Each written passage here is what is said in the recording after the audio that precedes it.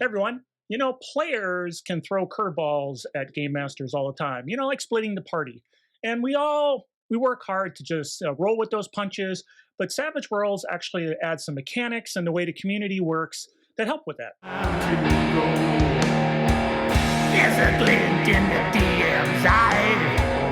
It's time to save a die. Save a Hey die. everyone, it's Carl with Tabletop Tango. Look at the bubbles, do the stuff, support, like all that good stuff. So what do I want to talk about today? So today I want to talk about some of those curveballs, things that players do that kind of make it a little harder to game master, and you got to kind of roll with those punches and just kind of deal with it, and think on your feet and all that kind of good stuff. But the cool thing is Savage Worlds actually provides some mechanics and the way the community works that help with some of these items. And so I'm going to talk about a few of them that I thought of in no particular order. Maybe they should be. I should put the cool stuff at the end to force you to keep watching, but I don't know. I just pick stuff out and go with it as I think of it. So the first one is splitting the party.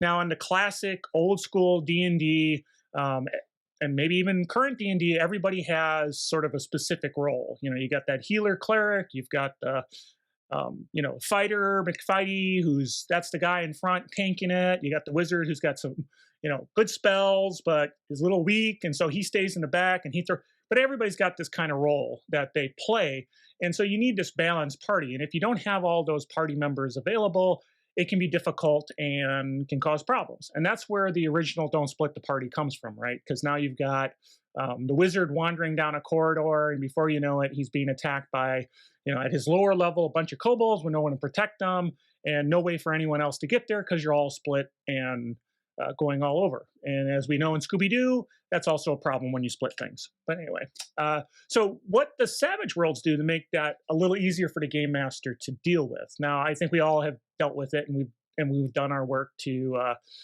kind of handle that situation. But Savage Worlds adds a little help, right? So I think is the cool thing, it not being class-based. If you have that conversation with your players and the players understand the kind of game they're playing and they want to round themselves out so that those sorts of things can happen, and it might happen more in a modern game where you have certain specialists or something like that, and they may not be together at all times for sure, because some folks are going to investigate that, some investigating something else. Now with Pathfinder, there's more of a class type system, but you can define characters that help modify that. So the obvious one is healing, right? The healing skill, more than one person in your party can have the healing skill. There's a possibility that later somebody can take the arcane background of gifted or something like that, so that they can get that one spell or get something that can help the party out when the main power slinger isn't there. So there's ways of doing that. You don't have to have a fighter whose the whole point of their existence is heavy armor tanking. You can have people who might not normally be tough fighters be able to hold their own in a melee round, or be good shooters, even though they might be an academic. So you get a lot of flexibility, and so I don't think you should worry about that. Just talk to your players, understand what they're trying to do, and guide them to say, hey, if this is kind of scenario where some people are going to stay in town, some people are going to go somewhere else, that here's the ideas they might want to take into account and work through. Easy, right? Inter-party conflict. That one can turn out crazy, and again, old school D&D, that rogue always wants to steal everybody's stuff, and then if they get caught, are you going to let everybody kill each other? It can just go crazy, But Savage Worlds help with that, you can, instead of allowing those blows to start. So now, I'm drawing my sword, I'm going to attack that guy. Fair enough. We're going to jump into that quick encounter, make the right, rolls. We're going to go into a social conflict. We're going to use some of those rules to get through that quick, kind of not waste time going through blow by blow. And then in the end, someone might come out with bumps and bruises. Somebody might come out with a wound even. And, in the end, you kind of got the person who's been wrong had their chance to, call the other person out. And that's great.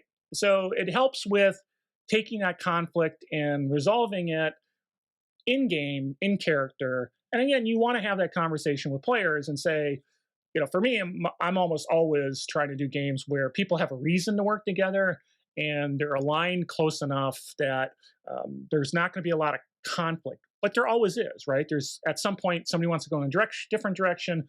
Somebody wants to, leave the guard tied up while someone else wants to bring them with them and, hold them hostage. Whatever, right? There's going to be that kind of conflict, and that's where some of these mechanics can help. Social conflict, do a quick encounter, just get through it and move on. Another one is the bane of all game masters' existence: missing the plot hook.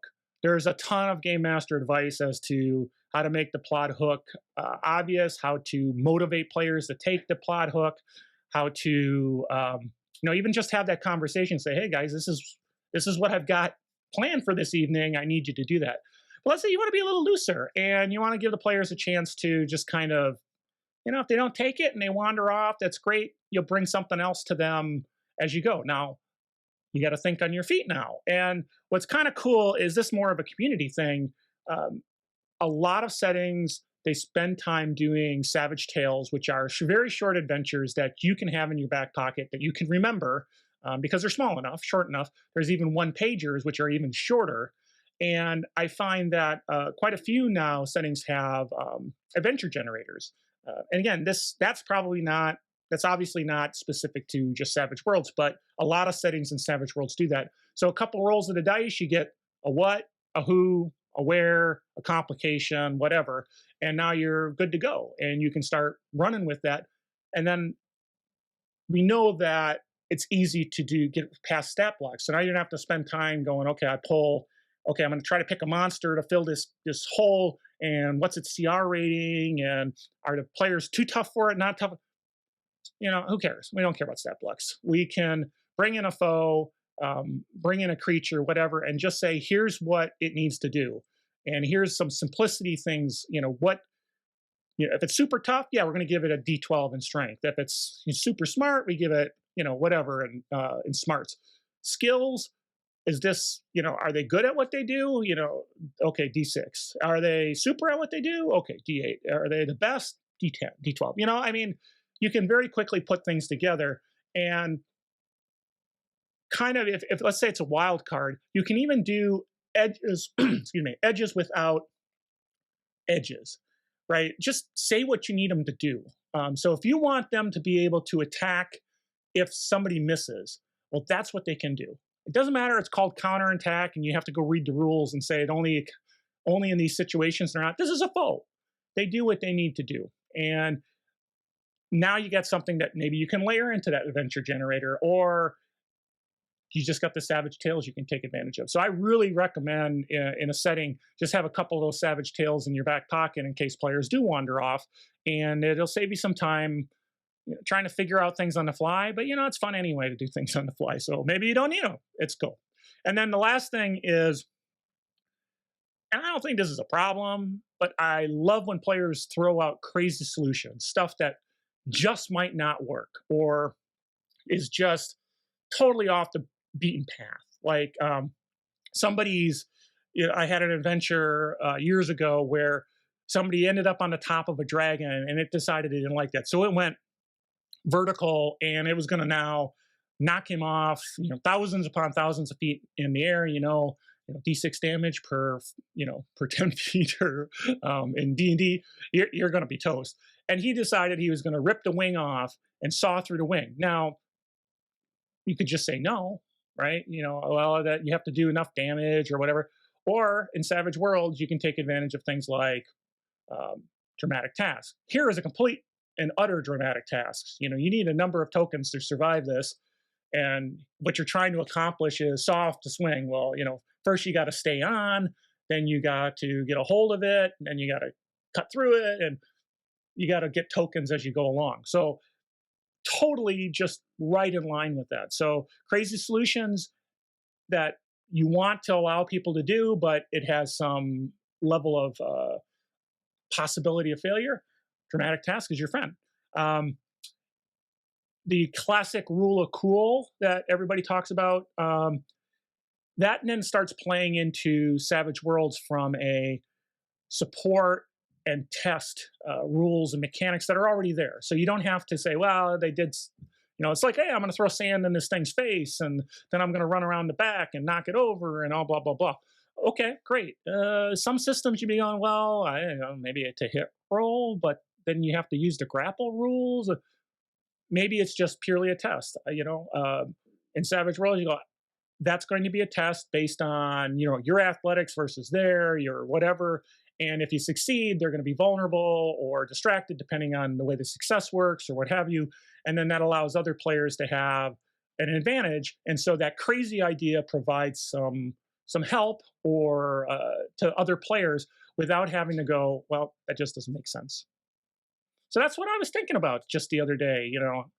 I never worry about splitting the party. I really don't. Party conflict, we've got a ways of dealing with that with the social encounters or just do a quick encounter.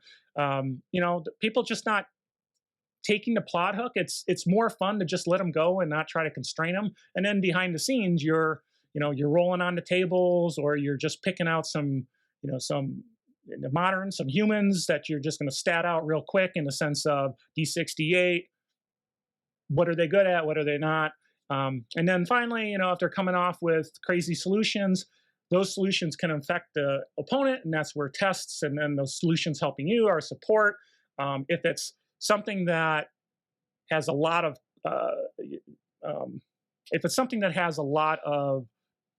dramatics to it, tense to it, that they're trying to do, that's kind of multi-step. Hey, dramatic task, few tokens, a couple of cards, and see what happens. So anyway, just some thoughts. So I don't worry about Savage Worlds. You don't have to worry about the players doing crazy stuff. It just works.